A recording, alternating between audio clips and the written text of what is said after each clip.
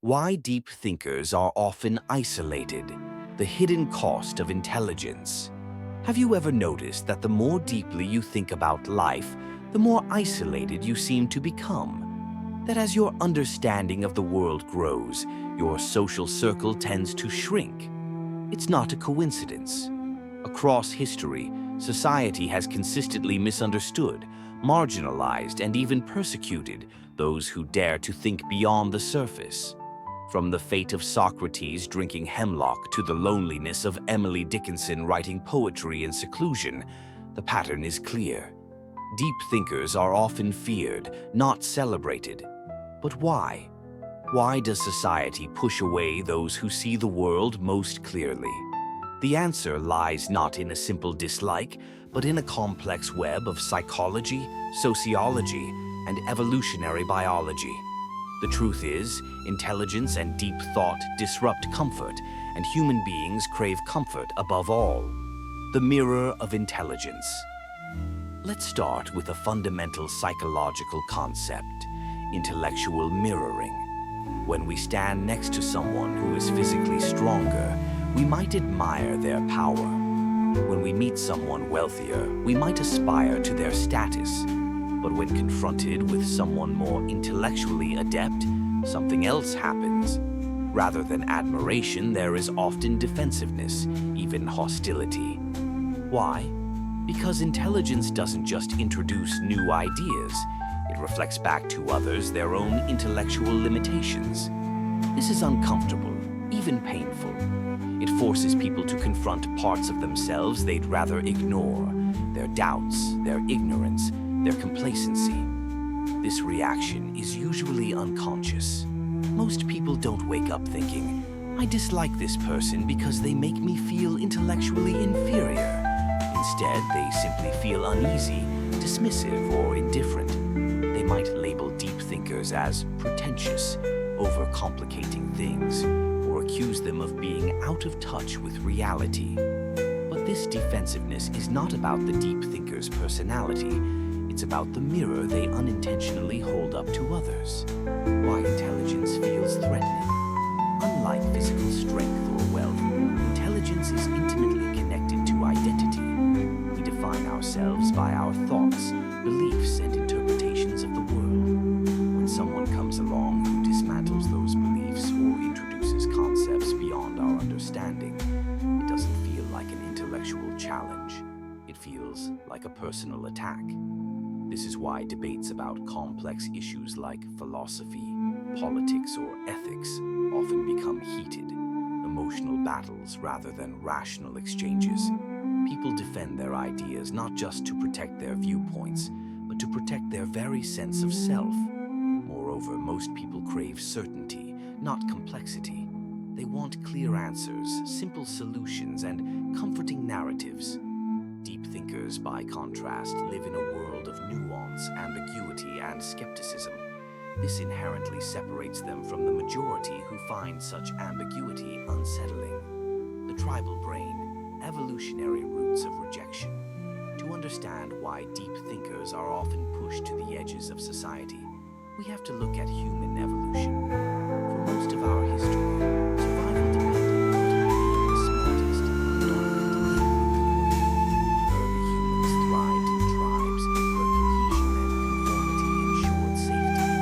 Those who questioned group norms, introduced complex abstract ideas, or challenged the status quo were often seen as threats to the tribe's harmony and survival. Even today, this evolutionary wiring persists. When a deep thinker introduces a disruptive idea, no matter how logical or true, it threatens the social fabric. The instinctive reaction is to push the thinker away, to maintain group cohesion and reduce perceived risks. This is why those who challenge religious doctrines, political ideologies, or cultural norms are often vilified, even if their ideas are well-founded. Why charisma triumphs over intelligence. Another curious social phenomenon is that charisma often holds more sway than intelligence in group dynamics. People gravitate towards those who exude confidence and certainty, even if their ideas lack depth. Simple, Confident answers are more appealing than complex, uncertain truths. This is why, throughout history, populist leaders and influencers have amassed followers with simplistic narratives, while philosophers and intellectuals who question these narratives are left speaking to much smaller audiences. Deep thinkers often hesitate to assert their ideas with absolute certainty because they recognize nuance and the limitations of their own knowledge. Ironically, this humility makes them less persuasive in the eyes of the public, who mistake confidence for competence. The loneliness of depth. For deep thinkers, this creates a profound dilemma. The pursuit of truth often comes at the cost of social connection. When you think deeply, you start to see through the facades that most people accept unquestioningly. You recognize the contradictions in societal norms, the flaws in common reasoning, and the superficiality of everyday conversations. As a result, casual social interactions can feel draining, even alienating. Small talk becomes tedious. Status games seem absurd. You crave depth and authenticity, but these are rarely found in conventional social settings. This doesn't mean that deep thinkers are inherently antisocial or misanthropic. On the contrary, many crave meaningful connection, but they find that the world around them rarely offers it. The neuroscience of intellectual threat. Modern neuroscience has begun to uncover the biological basis for these social dynamics. Studies show that when people are exposed to information that challenges their deeply held beliefs, the brain's amygdala, the region associated with fear and threat detection, becomes highly active. In other words, intellectual threats are processed similarly to physical threats. This helps explain why deep thinkers often encounter resistance, hostility, or dismissal when they present ideas that challenge the norm. The reaction is not always rational. It's a primal defensive response aimed at preserving psychological security. This also explains the phenomenon known as the backfire effect, where people confronted with evidence contrary to their beliefs don't revise their views, but instead entrench them even more firmly. The digital age, a new challenge for deep thinkers. In the past, deep thinkers could find solace in books, universities, or philosophical societies. Today, the landscape has shifted dramatically. Social media platforms prioritize engagement, not depth. Algorithms reward content that is sensational, emotional, and easily digestible. This environment is hostile to complex, nuanced thought. Long-form essays, philosophical treatises, or intricate arguments are drowned out by memes, clickbait, and outrage-driven posts. As a result, many deep thinkers struggle to find platforms where their ideas can gain traction. The marketplace of ideas increasingly favors the entertaining over the enlightening. Yet paradoxically, the digital age also provides new opportunities. Niche communities, online forums, and independent platforms allow deep thinkers to connect with like-minded individuals across the globe, fostering intellectual networks that transcend geographic limitations. The philosopher's curse, Schopenhauer's insight. The 19th century philosopher Arthur Schopenhauer captured the essence of this dilemma with brutal honesty. He argued that intelligence is not a blessing, but a burden. The more a person understands, the more they suffer. Awareness brings with it an acute recognition of life's absurdities, injustices, and inevitable tragedies. According to Schopenhauer, most people live driven by the will to live, a blind force seeking pleasure, comfort, and survival.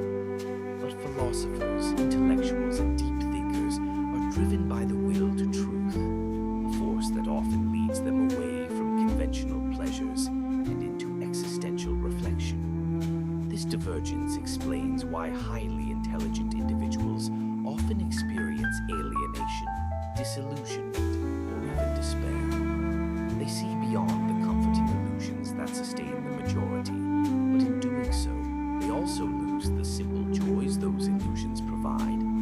As Schopenhauer famously noted, a high degree of intellect tends to intellectual is inherently antisocial, but because they perceive the world with such clarity that it alienates them from the majority.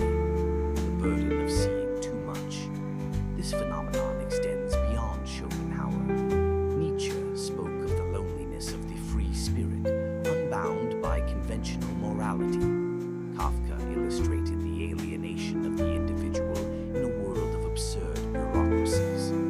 Simone de Beauvoir explored the existential solitude of those who refuse to live by others' expectations. The burden of deep thought is the burden of seeing too much, of recognizing the fragile constructs upon which society is built, of understanding the ephemeral nature of success, love, and even life itself. Yet this very burden is also a source of profound beauty. For in grappling with life's complexity, deep thinkers often develop resilience, empathy, and wisdom that superficial engagement with the world can never produce. How deep thinkers can navigate isolation. So, how can deep thinkers reconcile their intellectual pursuits with their human need for connection? 1. Embrace solitude as a creative space. Many great works of philosophy, literature, and art were produced in solitude. Rather than viewing isolation as a curse, it can be reframed as a sanctuary for reflection and personal growth. 2. Seek out kindred spirits. While most people may shy away from deep conversations, there are always others who crave them. Whether through academic circles, online communities, or intimate friendships, meaningful connection is possible. 3. Practice intellectual humility. While it's tempting to retreat into intellectual superiority, it's important for deep thinkers to recognize the limits of their knowledge and approach others with compassion, not condescension. 4. Accept that not all interactions must be profound. Sometimes engaging in lighthearted or routine social exchanges can provide balance, even if they lack the depth that one desires. The inevitable solitude and its quiet power. In the end, the isolation of the deep thinker is both inevitable and necessary. It is the space where independent thought flourishes, where new ideas are born, and where wisdom matures. Society may resist, misunderstand, or even fear deep thinkers. But history has shown that it is precisely these individuals who push humanity forward. From the lone philosophers of ancient Greece to the scientific revolutionaries of the modern era, progress has always come from those willing to stand apart from the crowd. So if you find yourself feeling isolated because you think too deeply, take heart. You are not alone.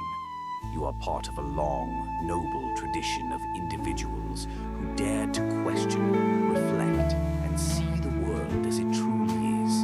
And in that quiet solitude, there is not only loneliness, but also strength, clarity, and ultimately, transcendence.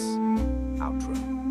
If you enjoyed this deep dive into the hidden cost of intelligence, don't forget to like, subscribe, and share your thoughts in the comments below. I'd love to hear how you navigate the challenges of being